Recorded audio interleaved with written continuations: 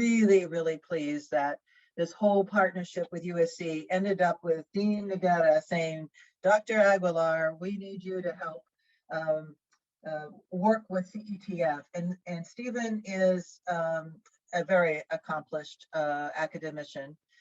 He went to Georgetown to get his bachelor's degree. He has a master's and PhD from Chicago, and now is at University of Southern California, and right in the sweet spot of policy promulgation around education, the interface with technology. He has that expertise working with educators as to teachers as to what works, and has really signed on for a wild ride, I think, as we implement the information that he has been generating from the research, but also supporting our school to home leadership teams throughout California. So ladies and gentlemen, please join me in a very enthusiastic welcome to Dr. Stephen Aguilar.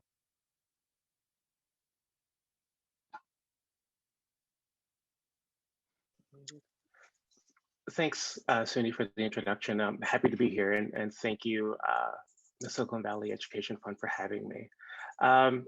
So, as Suni mentioned, I wanted to sort of begin with a sort of a bit of a virtual homecoming. So, I was a middle school teacher. I won't tell you how long ago it was, but I will say that it was when Palm Pilots were popular.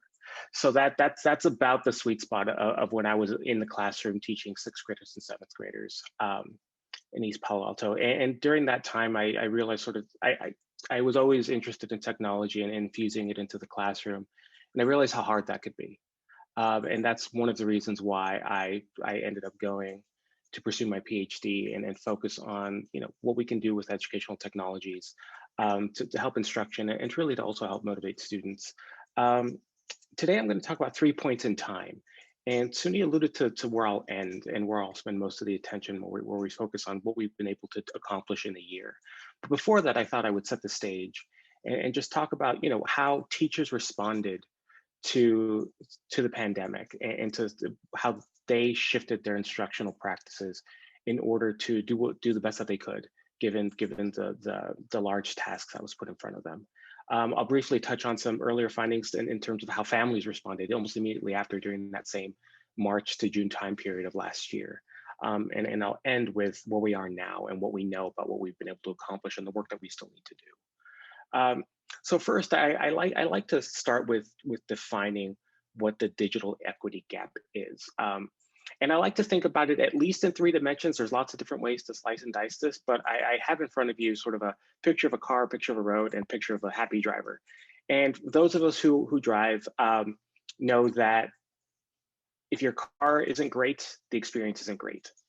If the roads aren't great, then you also have trouble driving. And if you're an inexperienced driver, or if you don't have a lot of support, like think of when you were learning how to drive, if you had an instructor that wasn't great at it, you also potentially suffered that experience. So the digital equity gap is like that, right? The reason, but we often don't think about it like that because we don't sort of draw those parallels, right? So in this case, the car is the device, right? If you don't have an adequate device, then your experience in remote instruction isn't going to be as good as it will be with someone who has a laptop in front of them, or a dedicated laptop to learning, right? If the infrastructure is not great, right? In this case, the internet, right? That's the road. If your internet's dropping out, if you're all sort of funneled into a hotspot, right? That's like having a bumpy, potholed road that you're trying to navigate while you're potentially using a device that may or may not be adequate, right? And additionally, if you don't have a lot of experience with the technology, or there's some of the ways that you might be navigating it are troublesome. And this could be both from a user perspective or from a student perspective, but also from a teacher perspective, right?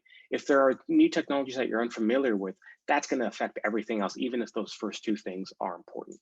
So when these three aspects aren't in harmony, that's what can create gaps. And students are the ones that fall through those gaps. They lose learning opportunities, and that they may become unmotivated, and there's just a lot of maladaptive outcomes that we can associate with this.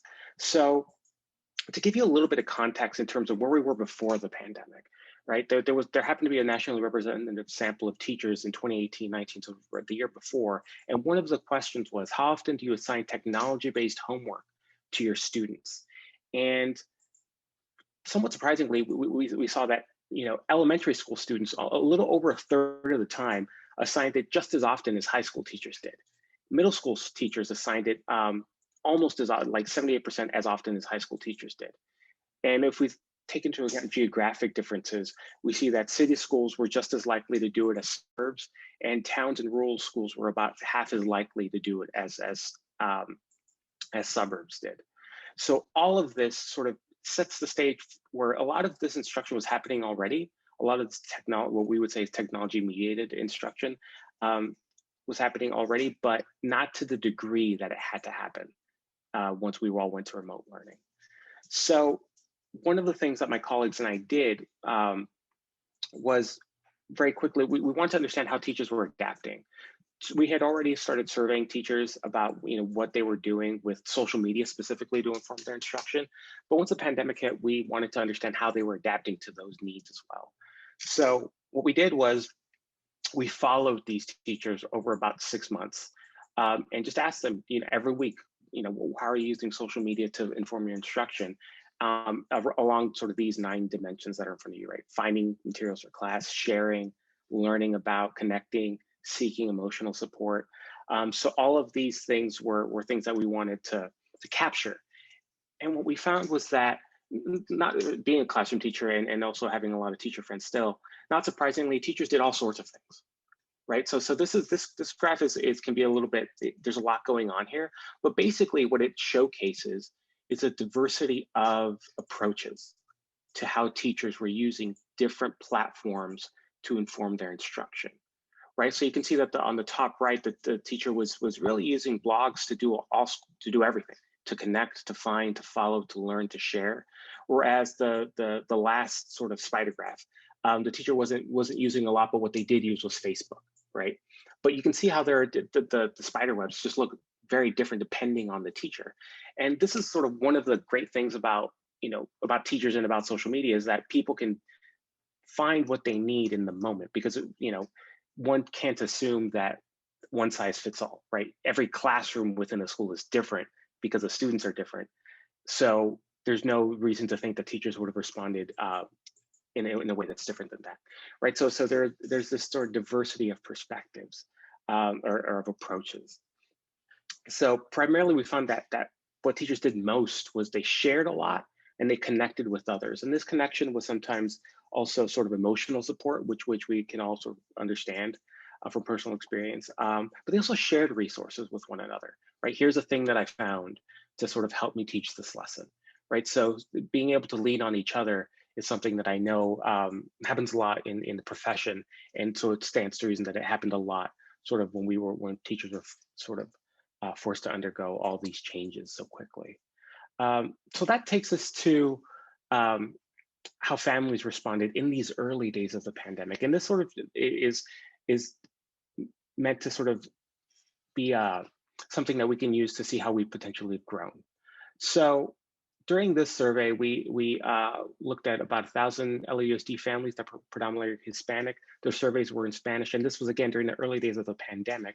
And there were a number of things that we noticed when we did this work. One of those things was that on a typical school day, a lot of families didn't have that dedicated space of free distraction and noise for their children, right? So this gets to sort of an additional dimension, if you will, is that there's a device, there's the infrastructure, there's the people, but there's also the context. Where's the learning happening? And the learning wasn't happening in schools anymore, it was happening in a home, which is why we titled the report When School Comes Home. So we see that everyone was having, or about a fourth of families were having a little bit of trouble making sure that their children had the sort of a nice, quiet place to learn. Importantly, and this will be something that sort of, again, that will become important when I go over the results of the CETF survey, is that about 50% of parents never or seldom used a computer, right? So if we think back to that first image that I showed you about the 3 things that sort of make driving okay, if about half of the people don't know how to use the device well, they can't support their kids, right? So there are a lot of implications with how we can respond to helping close the digital equity gap. I mean, and a lot of that has to do with people, right? Making sure that people have what they need both physically in terms of devices, but also sort of in terms of having the knowledge that they need to help their kids. Importantly, during this work, we found that, unsurprisingly, right, live instruction, the more a kid or a student was able to do live instruction, the more likely they were to finish all their assignments, right? So for every hour, there was a 20% increase in the likelihood of them completing all their assignments. And this, again, leads to, when we sort of looked at these a little bit deeper, we saw that, so engagement has something to do with it, right? If I'm interacting with someone in person or, virtually in person, or at least synchronously live, then I'm more likely to complete my work versus if it's just like something that's handed off and then I'm expected to sort of complete it on my own time or with my parents' support, which we know what differs depending on what parents do for a living. So that takes us to now, right? So I've set the stage in terms of what we were doing before the pandemic, how teachers responded, and how parents responded early on. But it's been a year. It's been a year that we sort of been in this remote learning environment. So it's important to sort of see what we've been able to do in a year in the state of California, right? So a little bit more in the weeds, if you will, about the survey. As Suni mentioned, Hernan Galperin is sort of the principal investigator on this project. But importantly, we looked at California adults. It was a representative sample of California. About 500 of those had children in K through 12. And also equally importantly is that we used a method of collecting this data that sort of helped ensure that we could capture more people that were potentially sort of in a precarious position of not having like a laptop. Often in a lot of these surveys, people are given like a web link or something, but you can sort of see immediately the danger there. If we're trying to capture families who are sort of in this sort of on the wrong side of the digital divide, and we're asking them to take a survey via link using sort of a computer or something else, then we're going to miss a lot of stuff. So that's why we were very deliberate in making sure that we use telephones, which are still, to contact. Equally importantly, we made sure that the languages that were represented as we called folks were representative of the languages that are spoken in California. So English, Spanish, Mandarin, and Vietnamese were all potential languages that the survey could be taken in. We made sure that we adjusted everything for sort of our population estimates, and this work occurred not too long ago, from February to March, right? So this is sort of hot off the presses, if you will. So what we noticed was that, or sort of since a lot of this survey was done year over year, is we do see sort of a closing of the gap for families who only had smartphones, right? So the big takeaway from this graph is to basically see the narrowing of that gap that you see there, of the fact that in K-12 households, the number of families who only had a smartphone has decreased over time. And that's important, right? Because again, getting to sort of the things that are important to make sure that remote learning is successful, we know that if you only have a smartphone, I mean, I've tried to answer emails using my phone and it's not great. So I can't imagine just trying to engage with all my schoolwork using a phone. So somewhat switching the analogy here, I sort of want to talk about the rest of the results in terms of 3 pillars that can support remote learning, right? That's devices, broadband, and people, right? So we're thinking about devices for remote learning, and we ask our families about what or households what they were using for remote learning. We see that overall, most families actually had a device, right? Over 95% of the families reported that each of their children had their own device to use for remote classes, right? We can see how this is slightly different than even a year ago when we were just looking at Los Angeles families. So importantly, but we still see some potential gaps, right? Even though we're all in the 90s, that doesn't mean that there aren't gaps. So we shouldn't necessarily become sort of seduced by over 90% and that's, net good, let's move on, everything's great. No, there's still gaps that are important to highlight, right? And we can look at some of these gaps, right? So Hispanic families who are primarily Spanish speaking, we can see that they were sort of fared a little worse relative to other groups, even Hispanic families who were primarily English speaking, right? So we can see that even though we're doing well, that there are gaps that we should attend to. But it's still a success if we think about the fact that the vast majority of families reported that they received a device at the onset of the COVID-19 pandemic, right? So there was a need, and that we responded to that need, right? So I always try to be mindful of not just sharing bad news and having like a doom and gloom narrative, because I don't think that sort of is fair, right? Because we did step up and we did make sure that families received a device, right? And for low income families, so if you look sort of at the bottom left, you'll see that for low income families, that was they were supported. Over 80% received a device after the onset of the pandemic. So when it came to that first pillar of supporting remote learning, devices, for the most part, school districts stepped up and invested, and families were able to have the device they needed to engage in with remote learning. What about the second pillar, right? Broadband, right? The road, if you will, or the pillar. I'm mixing all my metaphors here. Most families reported that that they had internet access, but that did vary by income, right? And we can see here that the percentages, even relative to devices, are a little bit, they're not as good, right? So the three questions we asked were: did your child in K-12 always have access? Yes, but not always, or rarely, or never. And again, we begin to see some gaps here. We begin to see that for low-income families, they were 4 times as likely to rarely or never have internet access compared to families who weren't low income. So I'm looking specifically at those bottom 2 bars there. But still, we can see that overall, it's not just sort of a have and have not story, right? Everyone across income levels still said yes, but not always, right? Those percentages are all in the teens, close to like around 14 to 17%, right? So we still see that across income, folks still had trouble. And I'm sure that we've all got our Zoom stories that are about bandwidth issues, about something happened and I got kicked out of Zoom because someone else was doing something else that was high bandwidth, right? So we can see here that even though overall it's sort of a net positive story, there are still some gaps and still some things we need to attend to make sure that the infrastructure exists, to make sure that everyone has access all the time when they need it. And that brings us to sort of this final pillar of parental support for remote learning, right? The people are. So our primary finding here is that Spanish-speaking Hispanic families found it harder to follow their children's progress, right? So I'll sort of click back and forth here so you can sort of see what I'm highlighting and what I'm sort of relegating to the background. But when we asked families, how hard was it to follow your child's progress? Was it harder than before the pandemic? Was it the same, about the same, or was it actually easier, right? And I'll talk about that easier part in a second. But what I want to highlight here is this, right? So we see that Spanish-speaking Hispanic families versus English-speaking Hispanic families, there's a large disparity. And you can almost see that the red and the green bars are almost flipped, right? Where families who primarily spoke Spanish found it harder after the pandemic to follow their child's progress. 20% found it easier, but that flips when we look at Hispanic families who primarily spoke English, right?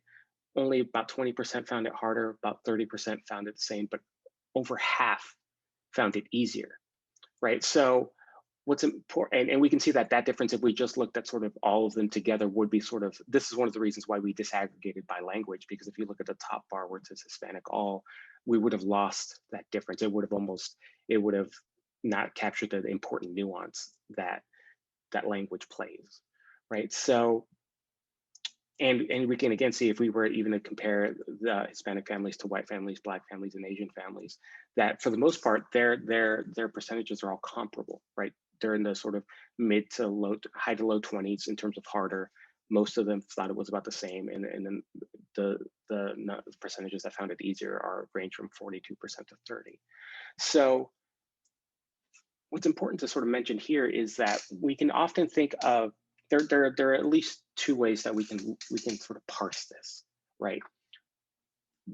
Why would it be easier, right? We can think of, if you have everything in place, right? If you have a device, if your internet connection is pretty stable and you know how to use the computer, it actually might be easier to keep it tabs on what your child is doing, right? Because you're there, often supporting your child, and you might be more attuned to what the LMS is, because that might be one of the initial points of contact, or one of the only points of contact, right? You're not going to in person necessarily conferences and you're not necessarily just having those points of engagement. Everything is funneled through the technology, and because a lot of things were already funneled through our computers sort of during the pandemic, we can see how that might be easier.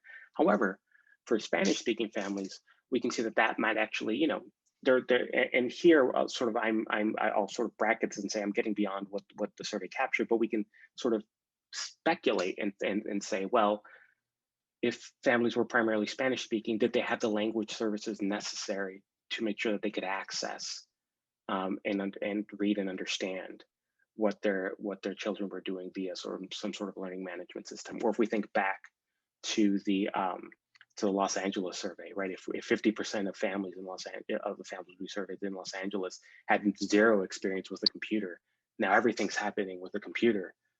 You can see how that would be harder, right? If I were to ask you to use a device that you're unfamiliar with to keep track of your child's progress and you don't know how to use it, then that's a problem, right? So I think I left some time for questions, hopefully, but I'll stop there, and I'm happy to take any questions.